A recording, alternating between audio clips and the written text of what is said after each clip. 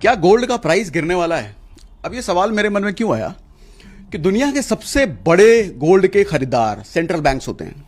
Central banks ने 2022 के बाद ताबड़तोड़ 1000 टन हर साल खरीदा है। और इस साल एएनजी की रिपोर्ट है, मतलब ऑस्ट्रेलिया का सबसे बड़ा बैंक, इस साल सेंट्रल बैंक सोना कम खरीदेगा। दूसरी तरफ मैं देखता हूं कि इस बार जियोपॉलिटिकल टेंशन जो है, जैसे रशिया यूक्रेन का युद्ध पिछले 2-3 साल से चला आ रहा है, अब शायद वो थम जाए, क्योंकि ट्रंप भी कोशिश कर रहे हैं कि वो थम जाए, क्योंकि अब दोनों देशों को भी समझ में आ गया इससे कुछ ज्यादा फायदा होने वाला नहीं है। और ट्रंप का जो टैरिफ है भारत पर, वो भी ट्रंप का रुख बदल गया है कि ट्रंप अब मोदी जी को वापस से फिर से दोस्त और आई लव यू जैसी बातें करने लग गए हैं। तो ये सारी चीजें ये दिखाती है कि शायद जियोपॉलिटिकल टेंशन कम हो सकता है।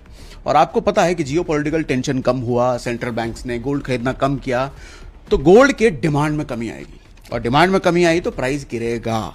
लेकिन बात यह भी सच है कि गोल्ड का प्राइस जब जब गिरता है, थोड़े समय के लिए गिरता है, कि उसके बाद वो वापस एक नया ऑल टाइम हाई बनाता है। हमने 1980 में देखा कि गोल्ड का प्राइस जब पीक पे था तो गिरा था। 2011 में देखा गोल्ड का प्राइस पीक पे गया तो 44% गिरा। 2020 में हमने देखा गोल्ड का प्राइस पीक पे गया फिर गिरा, लेकिन हर गिरावट के बाद गोल्ड ने नया ऑल टाइम हाई बनाया। इस पर हमने डिटेल में एनालिसिस करी है। ये जो थंबनेल दिख रहा है आपको यूट्यूब वीडियो का, और नीचे लिंक भी है, देखिए और पूरा देखिए।